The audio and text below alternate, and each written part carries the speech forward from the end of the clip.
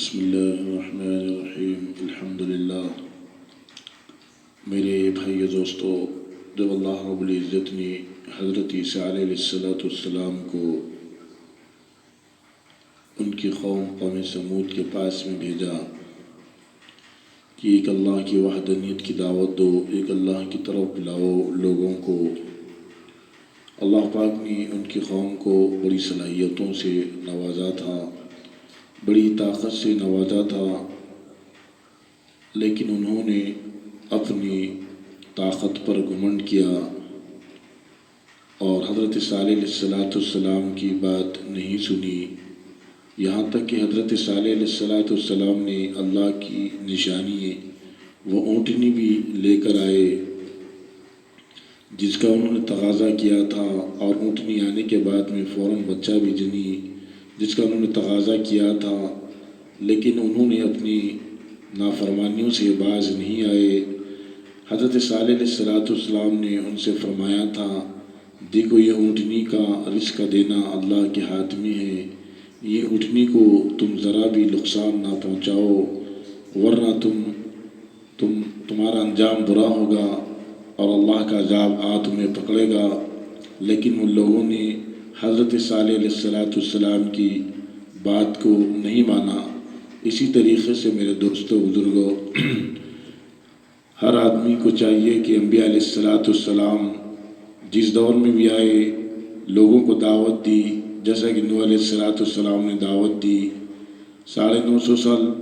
غالباً دعوت دی، لیکن قوم نے مانی تو اللہ نے قوم کو ہلاک کر دیا۔ اللہ پاک ہے، کسی کے محتاج نہیں ہے۔ اسی طریقے سے قوم عاد آئی، وہ بھی نہیں مانی بات کو، اللہ نے انہیں بھی ہلاک کر دیا۔ وہ اپنی ہی ضد پر اڑے رہے اور اپنی طاقت کی بنیاد پر اڑے رہے، حالانکہ تمام طاقت کو دینے والے اللہ ہی ہے۔ پھر اللہ نے انہیں بھی عذاب کے ذریعے ہلاک کر دیا اور ختم کر دیا۔ اور پھر حضرت صالح علیہ السلام کی قوم کو حضرت صالح علیہ السلام نے بھی دعوت دی۔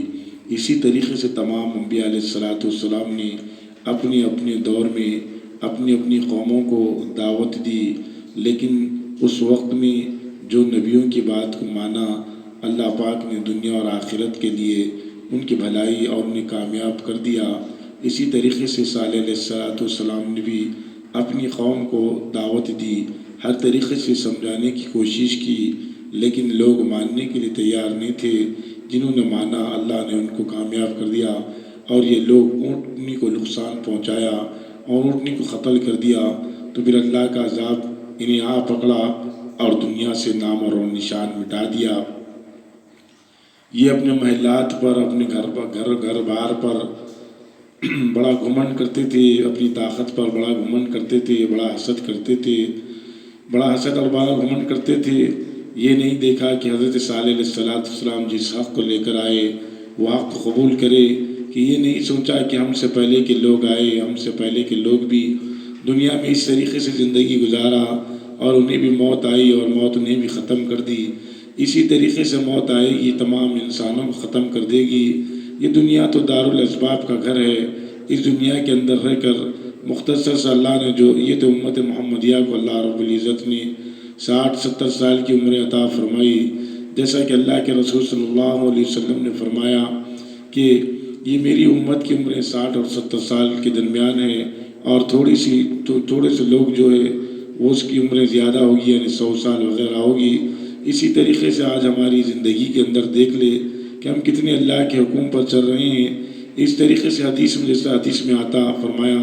اللہ کے رسول صلی اللہ علیہ وسلم نے فرمایا کہ ایک فرشتہ اعلان کرے گا کہ کہاں پر 60 سال والے جن کی عمر 60 سال دی گئی تھی، وہ اپنا اپنا حساب پیش کرے۔ اسی طریقے سے میرے دوستوں، میرے بھائیوں، دیکھو تمام انبیاء علیہ السلام نے اپنی امتوں کو اللہ کی وحدانیت کی دعوت دی۔ اسی طریقے سے صالح علیہ السلام نے اپنی امت کو دعوت دی، ایک اللہ کی وحدانیت کی طرف بلائی، لیکن وہ امت مانی نہیں، تو اللہ رب العزت نے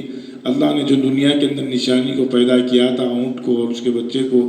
انہوں نے قتل کر دیا۔ اللہ رب العزت نے ان کے عذاب کے ذریعے سے انہیں ہلاک اور برباد کر دیا۔ ان کے مرنے کے ان کی عذاب جب اللہ پاک نے عذاب بھیجا تو نہ ان کے پاس میں کوئی طاقت ان کے کام میں آئی، نہ ان کی کوئی سمجھ کام میں آئی، نہ ان کے محلات کام میں آئے، کوئی چیز کام میں نہیں آئی۔ جب اللہ کی پکڑ آ کر جب اللہ کی پکڑ پکڑتی ہے تو بڑی بڑی حکومتیں کام میں نہیں آتی، بڑی بڑی طاقتیں کام میں نہیں آتی۔ دیکھو دنیا سے جب کوئی بادشاہ گزر جاتا ہے تو نہ تو اس کی کوئی فوج بچا سکتی، نہ کوئی اس کی لشکر بچا سکتی، کیونکہ اللہ کا حکم ہے مرنا ہے۔ انسان کو پیدا دنیا میں اللہ نے مرنے کے لیے پیدا کیا، اور دنیا کو اللہ نے اعمال کا میدان بنایا۔ اس میدان کے اندر، اعمال کے میدان کے اندر آدمی کو اعمال